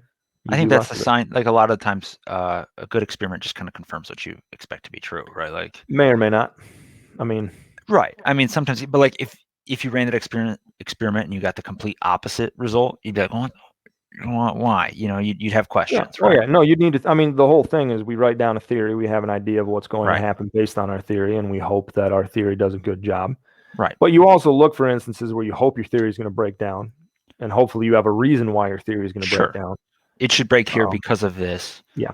Exactly. That makes your theory a little more robust because you can predict when it will break down. Exactly. Yeah. So, and then it's not, and we rule out that it's just difficulty. Like we do something that makes the game more difficult for an orthogonal reason or an unrelated reason. Yeah. And people's behavior doesn't actually change if you make just things generally more difficult. Like we make them remember something that has nothing to do with the main game they're playing. Right. It's very annoying. People, my subjects did not like me when they were done with the experiment, but we did pay them a lot of money. There you go. Doesn't actually have a big influence on behavior. If they need to keep a lot of things in their head, that does not change their behavior based to when they need to do complex things that are expensive for them to do. So it's not just difficulty. It's not just there's more stuff cluttering my head, so I do simpler things. It has more to do with the actual act of having to think through a complex process. Because we give them a difficult, simple thing to do, and that doesn't really affect what's a difficult, simple thing? Because it sounds contradictory. In between every choice, we give you a letter. You need to remember the letter. Okay. So yeah, that's simple, but also difficult, right? It's annoying. Yeah, it's annoying. I guess that's the best way to phrase it. It's annoying. Simple, difficult things are annoying. Yeah. Yeah. So it's not like it makes the problem more difficult because now you make a choice. You need to remember what you did. Okay, a letter A flashed. I need to remember the letter A. Right. Now I do something else. Okay, I need to remember those two things. There's also this letter K just flashed. I need to remember letter K. We have them do it 5 times at the end. They need to type in all 5 letters. Right. And they get paid if they remember all 5. Right. And they're getting paid based on the decisions they're making, which button they click. Okay. And that does not actually have a big impact. Like so payout does not have a big impact on their willingness to remember letters. Okay. Having to remember the letters does not actually change what they do very much compared to when they don't have to do letters, but we don't give them a memory aid. So you're saying, okay, so let me make sure I get this right. The memorizing aspect had no impact on the actual the computational tasks you were making them do. Right. So it was an active choice they were making to memorize it. Yep. And it was a different faculty of their brain or something that did not impact the results of the other. I'm being pretty fast and loose with this, but okay. So the sort of baseline is you play this game, you're clicking buttons. You need to remember what you do. Yeah. As you're clicking buttons, and if you can remember all the buttons you clicked, and like let's say I need to be able to, in the optimum thing, if I can remember 4 clicks. Right. Like a game assignment, right? Like I can make a ton of money. Right. People tend to not go all the way to the 4 clicks.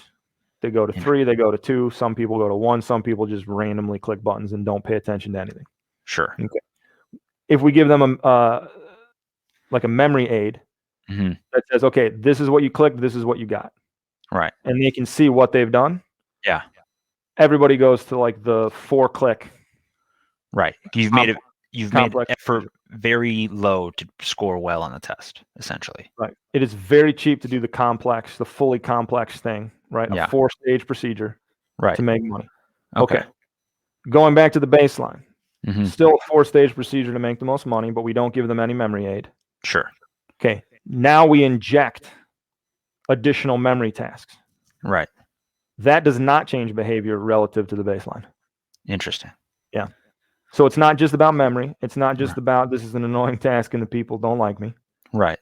It actually speaks something to how people are making decisions through a complex procedure. It's like an active choice to not do it, or I don't know if it's an active choice, but it is a choice. Mhm. That's interesting. Yeah. How much of this is like learning how to design experiments well? A lot of it. Yeah. So there's, This isn't an easy experiment. Like it would take me, I don't know if I would ever come up with this experiment, if I wanted to test this, And then, so, there's the experimental economics is a relatively new field. Right. Although Vernon Smith won the Nobel Prize with Daniel Kahneman in 2002 for experimental economics. Mm-hmm.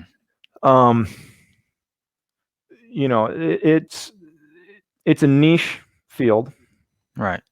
Its external validity is pretty bad. What do you mean by that, external validity? So if I measure the effect of a change in the minimum wage between Pennsylvania and New Jersey, right, that probably has a reasonable predictive power over changes in minimum wage between New Jersey and New York. Okay. Right. You can take what you learn from that and extrapolate and sort of predict behavior elsewhere. Sure. If I run 100,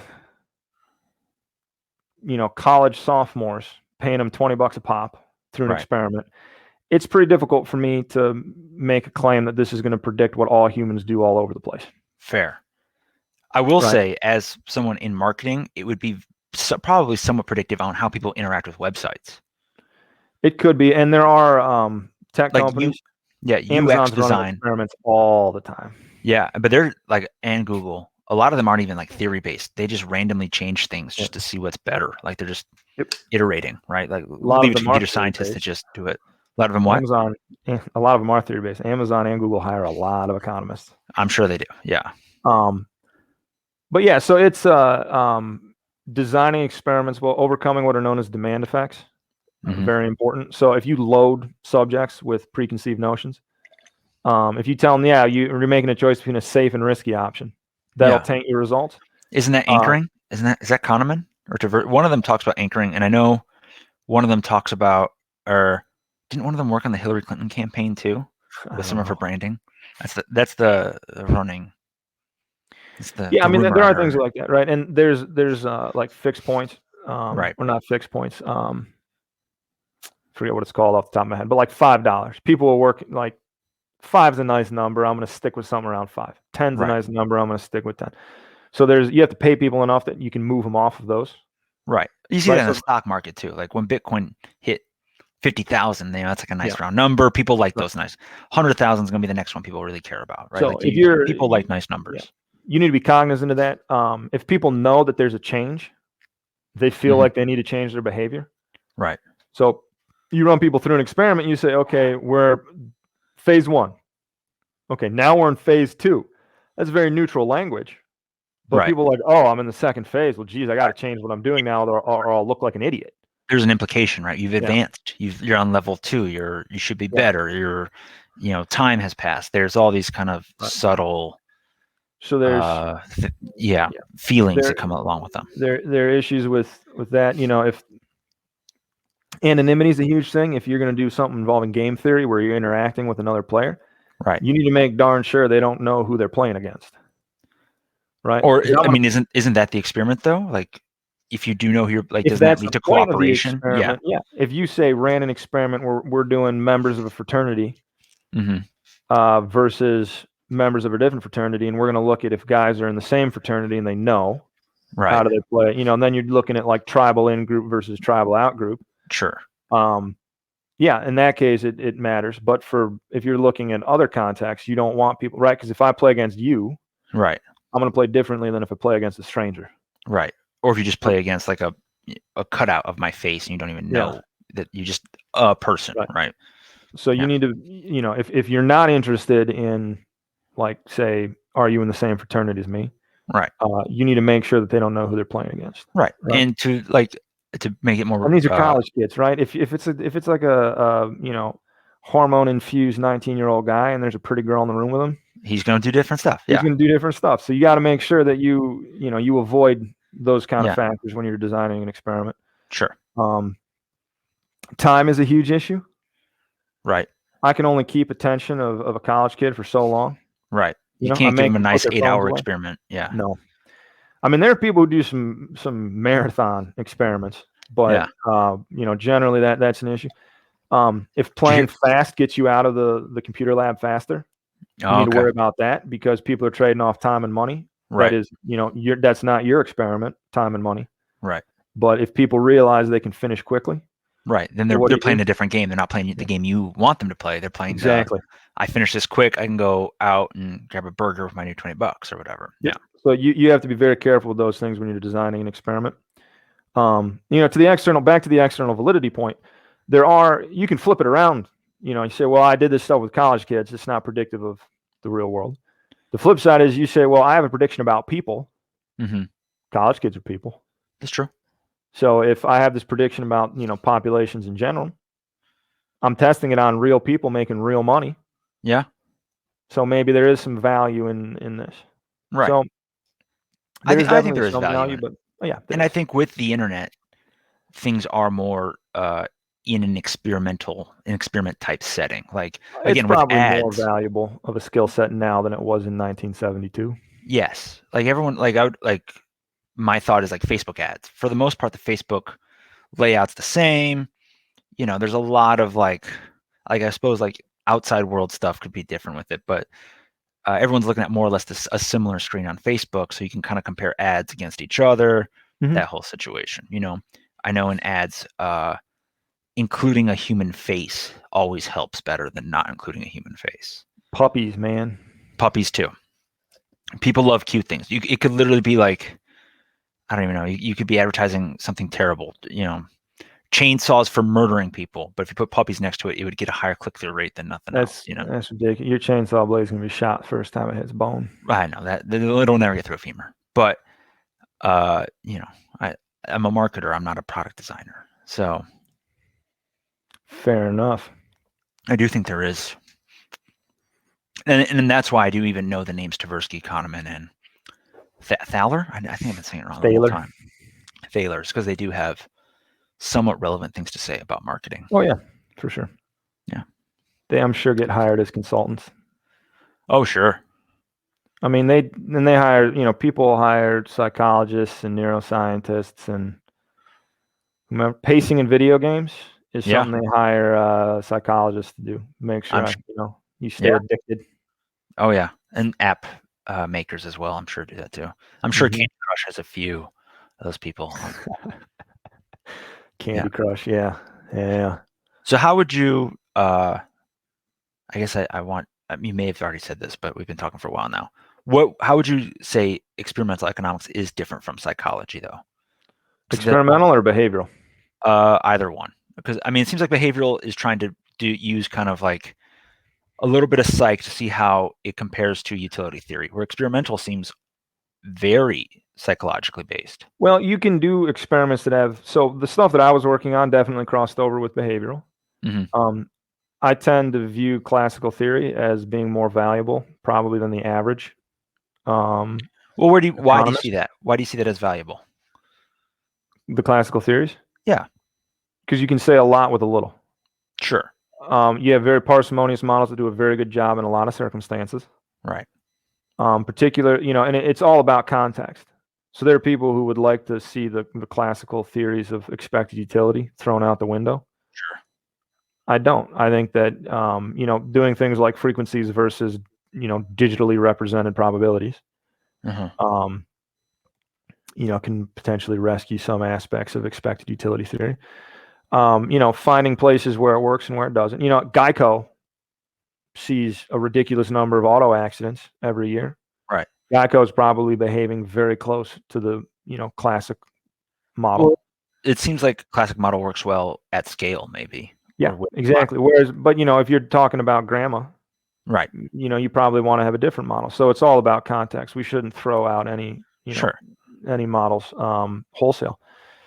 But so behavioral economics is basically economics with a psychological flavor. Okay. Experimental economics is really a tool set. Interesting. So it's not, so the content of what I was doing definitely had a behavioral flavor to it. Like, you find places where, there's some subset of people who do really close to the optimal behavior, some people who don't, and I have a reason why. We see deviations. But going back to like Vernon Smith, he was running double auction experiments. Right. So that's like the, Chicago exchanges for commodities. Mm-hmm. You have part of the market is selling stuff, part of the market is buying stuff. The sellers post the price at which they're willing to sell. Buyers are posting prices at which they're willing to buy. And as the sellers and buyers' prices get closer and closer together, Right. when you have a seller who's willing to sell at a price at which a buyer is willing to buy, the market meets, a trade occurs. Okay. Right. So you have two sides of the market are bidding.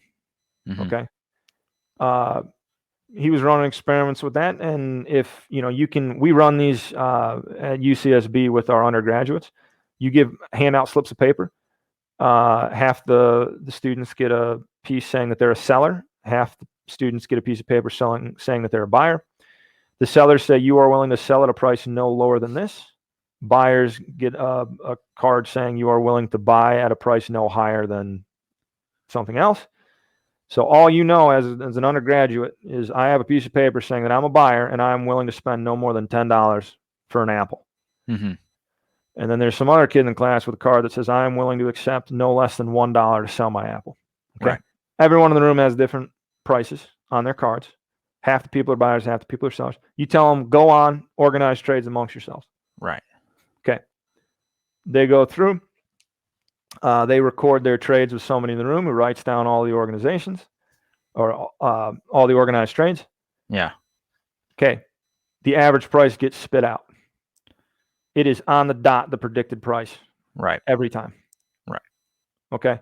I mean, within a few cents, basically. Right. If you have enough people doing it, your average price goes to what economic theory. So the economist who's running the whole thing can trace out supply and demand, right? I know in the room what all the sellers' values are. I plot them on a chart. Yeah. I plot demand on a chart because I know how much everyone's willing to pay. Mm-hmm. I can come up with the predicted price. Right. And I'm sure that at first it's, high variability, and then after a while it kind of, levels out and optimizes. Right. Yeah. So Vernon Smith was running experiments along those lines on market mechanisms. That has no behavioral flavor to it. Right. Right. That's just verifying that. He's confirming supply and demand curves. Yeah. In a manner of speaking. I mean, I don't want to sell the guy short. No. But when we run these experiments with undergraduates, the point is like, look at how powerful economics is. The only information you had was how much you were willing to pay for a bushel of apples. Right. It's the only information you had. You're in a class of 50 people, and your TA guessed what the price was every single time.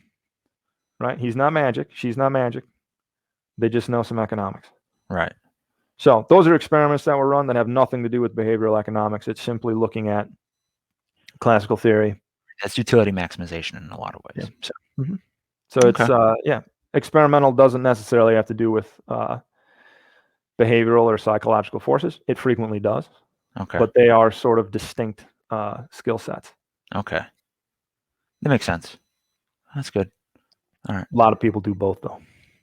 It makes sense there'd be overlap. I mean, it's just they would. I can see the skill set of experimental would lend itself well to behavioral, right? Although not required. Yeah, and I mean there are behavioral theorists who do nothing but mathematical proofs. Sure, and I don't understand how you would ever want to do that, but I'm sure there are people that do that. It's fun. Calculus isn't fun until you get to like Calc 3. Multivariate calc is kind of fun. Things don't really get great until you're starting to do proofs. Well, I can't remember. I do remember Calc 3. Some proofs were fun. When he threw time in there, I lost it. I couldn't do time. No, you take like a good real analysis class. Is a huge real analysis. I took a bad real analysis class, no doubt about it. But I remember I hit real analysis and I was like, great, I'm going to just memorize the steps because I don't understand this. Hope it because it was a lot of like, does it converge or not converge, if I recall. Yeah, that's all right.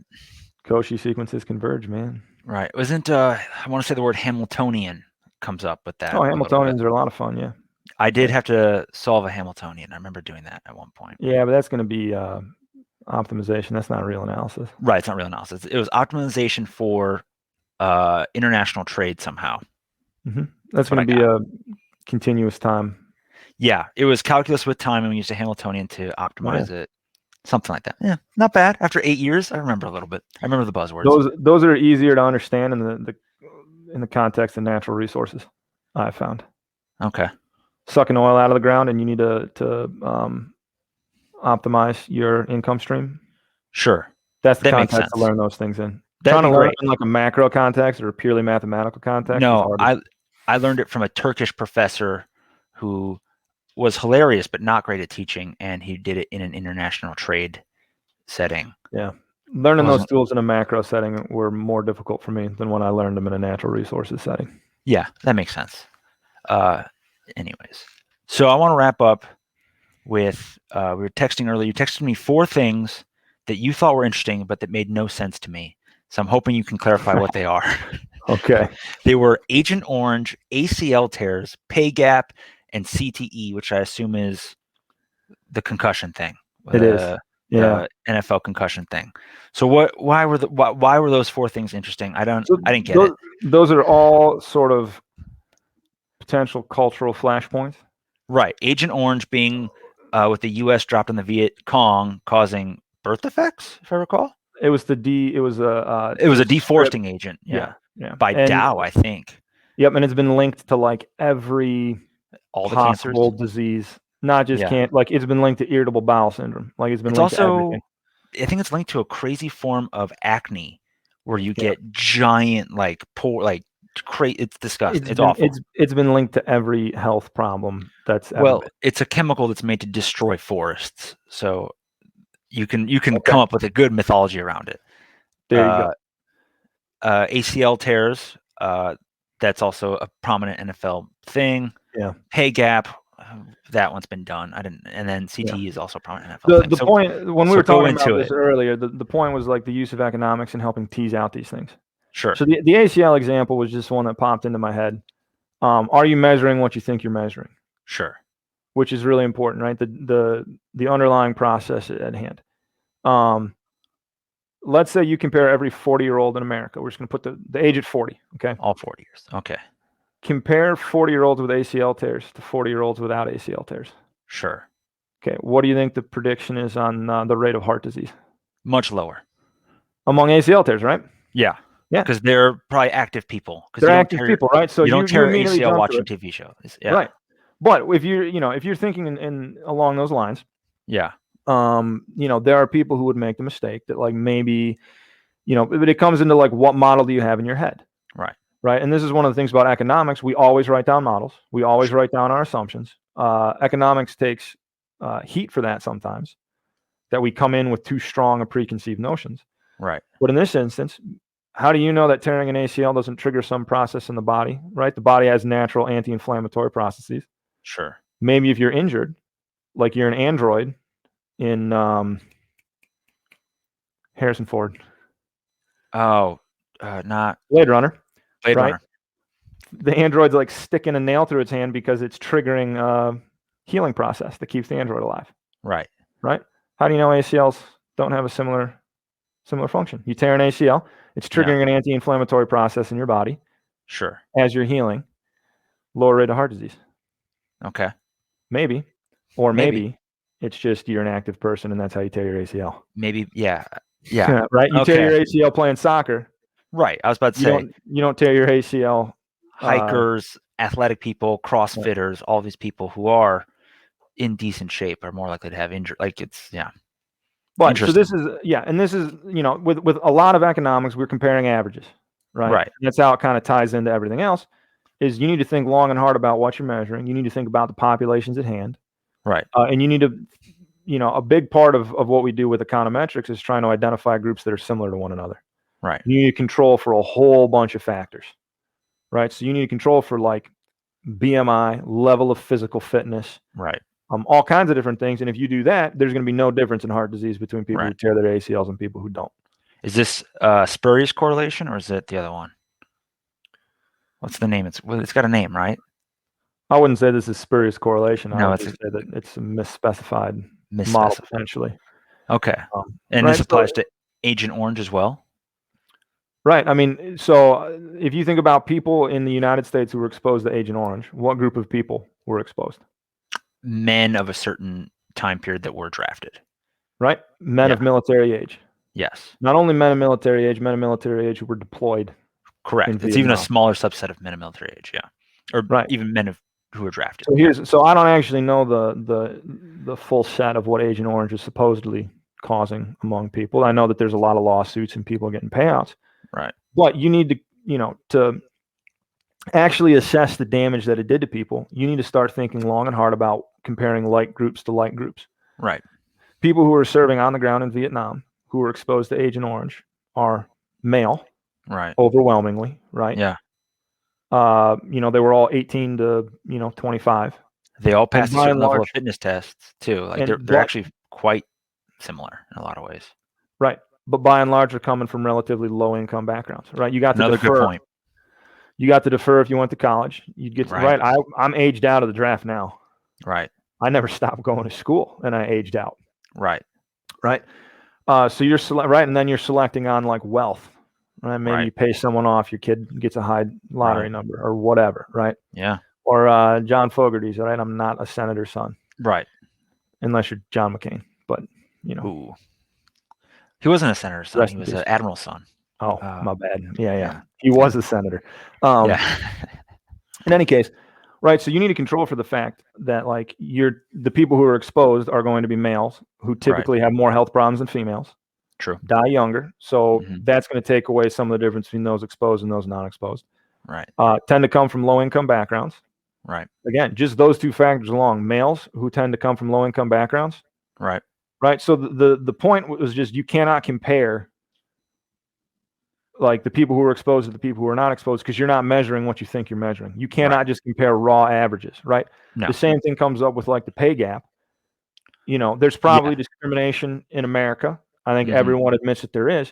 But if you're just comparing the averages between the two, you're probably not getting at what the source of the discrimination might be. Sure. Right? Because if you control for things like what you studied in school, how many hours you work a week, years on the job, so on and so forth, that pay gap gets smaller and smaller. Now, maybe that there is discrimination earlier up the chain, like we don't encourage women to go into economics. Economics is like 90% men. Right. Okay, but the discrimination is not coming at the level of like, I'm an economist, my office mate was an economist, right? Male and female sitting next to each other doing the same job. Right. At that point, probably, maybe there is still discrimination left in the system, but it's going to be smaller than what you think, and maybe there are bigger sources of problems elsewhere in the chain, if that makes sense. So being, understanding what groups are you comparing to help identify problems, you need to think long and hard about the groups you're comparing. CTE is a similar phenomenon. Okay. Right. So you got these guys in the NFL at the end of their lives, they're having psychological problems, and then they die. You cut open their brains, and they don't look like an average human brain. Well, they were never average humans to begin with. But that's the thing, right? Even it's not just what they're doing. Nobody thinks it's a good thing to get bumped in the head a bunch of times. Right. Right. But my contention is that if you cut open the brains of every Ph.D. economist, the brains would also look different than average. Sure. Because it's a non-average subset of people. Right. You're selecting on, there's probably some element of causality there. Studying economics probably changes your brain. Sure. Right. Learning to read physically changes your brain. Does it really? I don't know that. It does. Yeah. Someone will fact check me on this. It thickens your corpus callosum, I think. Okay. Yeah. I don't have enough viewers. No one's going to fact check that. Okay. I don't, I'm speaking out of school here, but it does physically change your brain when you learn how to read. Learn how to do calculus. Maybe it changes it too. I was about to say, if reading does that, I have to imagine advanced math probably does something. Diminishing returns probably. Sure. But still you think about if you're playing in the NFL, not only are you an absolute physical specimen. No. Yeah. It's selecting on mental characteristics as well. Sure. You think about all the guys who were phenomenal college football players. Jamarcus Russell, who don't the have king of college football. Right. Johnny Manziel. Oof. More recent example. Sure. But who was Charles Rogers was the receiver from Michigan, set all the records. Yeah. Didn't do well in the NFL. They're phenomenal physical talents. But you get to the NFL. Tim Tebow being another one. These guys need to memorize ridiculous amounts of information. Like you hear about guys like Ed Reed, who just played safety for the Ravens, right? And then the ball hawk. Yeah. But that's because he studied tape endlessly. There's pictures of like Peyton Manning with his helmet on, listening to the radio. Right. There's a huge mental aspect to the game too. But it's not just that you need to be able to memorize plays and reads and watch film and understand what the other side's going to do. You have to see it and react. Right. Right. So these guys who play in the NFL are physical specimens capable of memorizing ridiculous amounts of information that changes week to week. Right. And their minds are capable at taking in information and processing it incredibly quickly, instantaneously. Right. Right.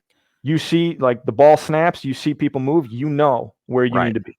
Right? These people, like, they run hot, essentially. It seems like they're running brain in overdrive, body in overdrive. Like, whatever the case is. They're a unique circumstance, and Right. because of that circumstance, they're selected to be particularly so the selection criteria. Right. Yeah. The issue is so you have two factors here that you need to disentangle to really understand the effects of CTE. Right. One is, you get hit in the head a lot, it's bad for you. Right. The flip side is you're taking a very non-average population to begin with, as you said. Right. Yeah. You are selecting on psychological factors. That probably means that these people have brains that are wired a little bit differently to begin with.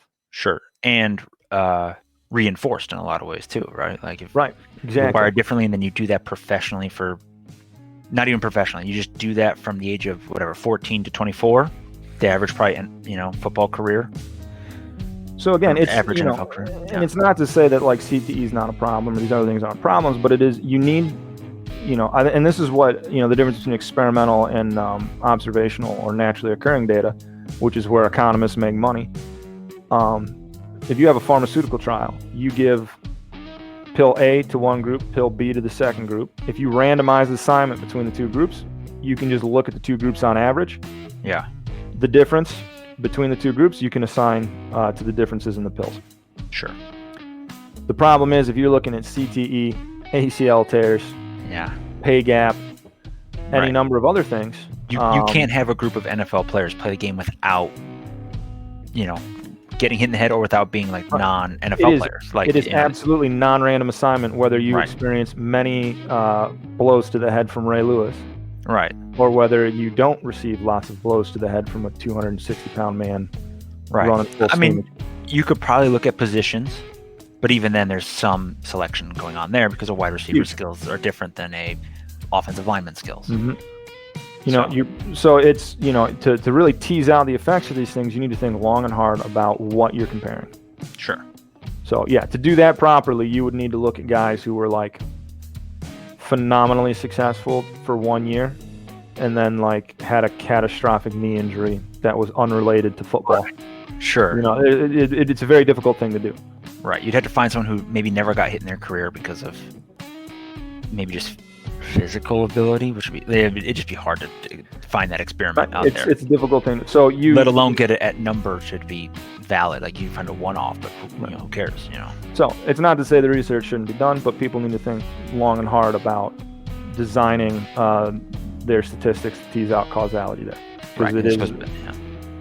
You need to have a good model, understanding what's on, the processes underlying what's going on.